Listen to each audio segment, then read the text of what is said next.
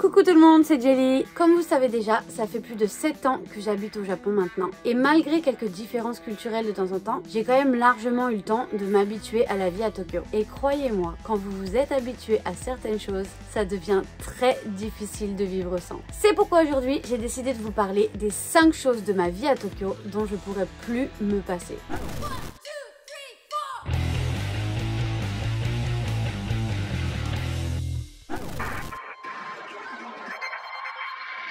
La première chose, c'est un truc bateau de chez bateau. Vous avez dû en entendre parler un millier de fois dans les vidéos sur le Japon sur YouTube, mais je pouvais pas ne pas vous en parler. Les Konbini, Donki et Hyakuen Shop. Là, c'est 3 endroits que j'ai décidé de mettre ensemble parce que quand même, ça reste pas mal dans le même genre. Des magasins pratiques, pas cher et qui vendent de tout. Alors, est-ce que j'ai vraiment besoin d'expliquer ce que c'est qu'un Konbini? Ok, on va répéter pour le petit Satoshi au fond de la classe qui n'écoute pas. Un Konbini, c'est un genre de supérette qui vend principalement des produits nécessaires comme de la bouffe, des boissons, des produits sanitaires, etc. Mais surtout, c'est ouvert 24 heures sur 24, 7 jours sur 7. Il y en a littéralement à tous les coins de rue. Et suivant les chaînes, on peut trouver des produits similaires ou différents. Les plus grosses chaînes sont Family Mart, Lawson et 7-Eleven. Mais on peut aussi trouver Ministop, Daily Yamazaki et plein d'autres. Perso, il y a un truc que je kiffe trop, c'est quand je vais à la campagne et que je trouve des Konbini locaux que j'ai jamais vus à Tokyo. Enfin bref, moi je vais à Tokyo et les Konbini me sauvent la vie. Quand j'ai faim ou soif, en plein milieu de la nuit. Quand j'arrive quelque part en avance et que je dois attendre. Quand mes règles arrivent par surprise. Quand j'ai travaillé toute la nuit et transpiré toute la nuit et que j'ai besoin d'un t-shirt ou de sous-vêtements de rechange. Quand j'ai des amis qui viennent chez moi. Quand moi je vais chez des amis et que je dois apporter quelque chose. Bref, j'arrive même pas à comprendre comment j'ai vécu sans en France quand je vois la fréquence à laquelle j'y vais depuis que j'habite ici. Les produits sont bons, il y a du choix, ça se renouvelle, on y trouve le nécessaire, c'est un endroit juste magique. Mais après la magie du Konbini, on va passer à la magie du Donki. Le Donki, c'est un genre de babou, mais en 1000 fois mieux. Je pourrais y passer ma vie. À n'importe quelle heure de la journée ou du soir, si on passe devant un Donki, j'ai envie d'y rentrer. Même si j'ai besoin de rien. Mais bon, si tu mets un pied dans un Donki, c'est quand même rare que tu partes sans rien. C'est un peu comme un supermarché ou un Konbini dans la mesure où ils vendent de la bouffe et des produits de vie quotidienne. Mais pas seulement! Donki, c'est la caverne d'Alibaba. J'ai trop hâte de vous faire un épisode juste là-dessus. Il y a autant de trucs utiles que de trucs inutiles.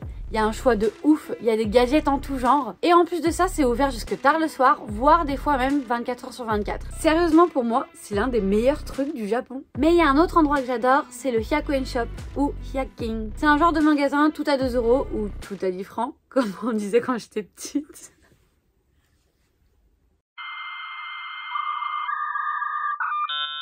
Mais comme son nom indique, quasiment tous les produits de ce magasin sont à 100 yens.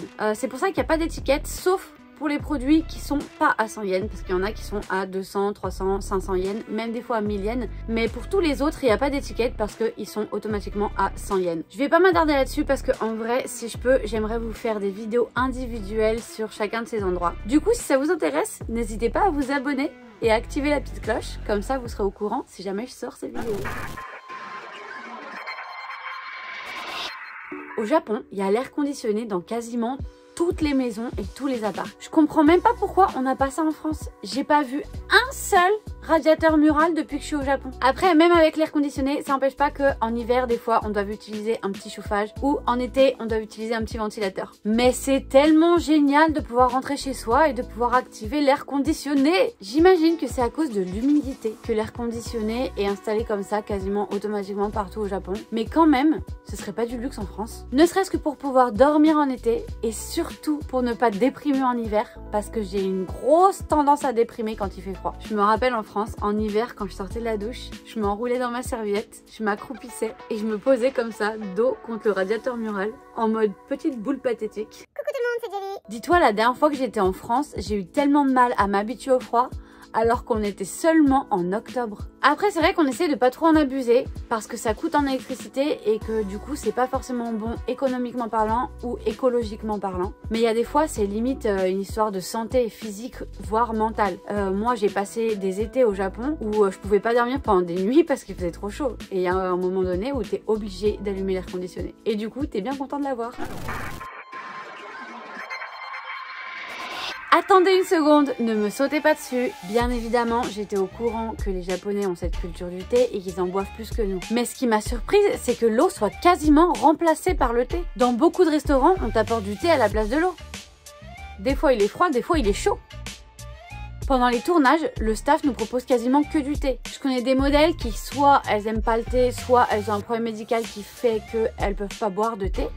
Elles sont obligées de demander une bouteille d'eau parce que le staff a rien prévu d'autre que du thé. Quand tu vas dans une entreprise pour un rendez-vous professionnel, c'est très souvent qu'ils te servent du thé et pas de l'eau. Je connais même des gens qui boivent quasiment jamais d'eau et qui vivent au jour le jour en buvant que du thé. Autant j'ai eu du mal avec ça au début, autant maintenant, moi aussi, je peux passer des mois en buvant que du thé. Et c'est tellement devenu normal pour moi que c'est seulement en préparant cette vidéo que je me suis rendu compte qu'en France, on n'a pas autant de thé sans sucre accessible comme ça partout et au même prix que l'eau. Et j'ai eu un moment de panique en mode mais c'est pas possible, mais on vit comme des sauvages en France. Comment ça on n'a pas de genmai cha ou de oolong cha ou de jasmine cha?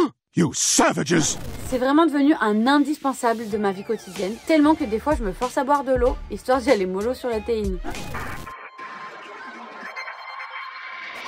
Alors, je parle pas seulement de nourriture japonaise. Il faut savoir qu'ici, la nourriture est de très bonne qualité, même si c'est pas de la cuisine locale. Évidemment, la cuisine japonaise est délicieuse et c'est incomparable à ce que j'ai pu manger en France ou ailleurs. Mais même la cuisine des autres pays est géniale. Je trouve que les Japonais sont très doués pour reproduire et adapter les recettes des cuisines étrangères. Bien entendu, des fois il y a des gros fails, mais ça on en parlera dans une autre vidéo. En général au Japon, que ce soit dans un konbini, dans un izakaya ou dans un restaurant, on en a pour notre argent. Et en parlant d'argent justement, je trouve que le rapport qualité-prix de la nourriture au Japon est beaucoup mieux qu'en France. On peut trouver des bonnes choses à des prix vraiment très bas. Et franchement, on tombe rarement sur un truc très mauvais. C'est beaucoup plus abordable de manger à l'extérieur ici qu'en France. Des fois, je me demande même comment font certains restaurateurs pour tenir le coup quand je vois la portion que j'ai dans l'assiette, la qualité du plat et ce que je paye à la fin. Par exemple, il y a quelque chose qu'on appelle le teishoku. C'est un genre de repas complet servi sur un plateau. En général, ce sera un plat principal accompagné d'un bol de riz, d'une soupe miso, d'un peu de salade ou de chou japonais, de tsukemono et d'un thé ou d'un café. Le prix tourne en général autour des 700 yens,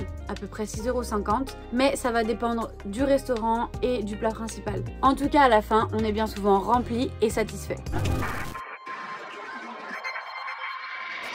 Et maintenant on passe au dernier point, le service. Ça paraît pas important comme ça, mais en vrai, le fait qu'au Japon on n'est pas tout le temps en train de se battre avec quelqu'un pour avoir le minimum syndical, ça fait du bien. Et j'aurais beaucoup de mal à revenir à un système où c'est toujours de la faute de l'autre. Parce que même si j'avoue que des fois, cette culture de l'autoflagellation peut être fatigante au Japon, la plupart du temps quand même, ça simplifie énormément les rapports humains. Par exemple, une fois je suis allée acheter des pêches dans un supermarché.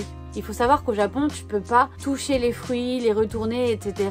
pour vérifier s'ils sont trop mûrs ou pas assez mûrs ou quoi. Mais la plupart du temps, s'ils sont en rayon, c'est qu'ils sont mangeables. Toujours est-il que j'achète un lot de 4 pêches, je rentre chez moi, j'en prends une, je la retourne et je réalise qu'en dessous, elle est complètement pourrie. Je check les autres. Pareil. Évidemment, j'avais les boules, du coup je montre ça à mon copain de l'époque et je lui dis que je suis dégoûtée parce que j'ai pas gardé le ticket de caisse et que du coup on peut pas les rendre. Lui, il me répond « Dès qu'il y aura ».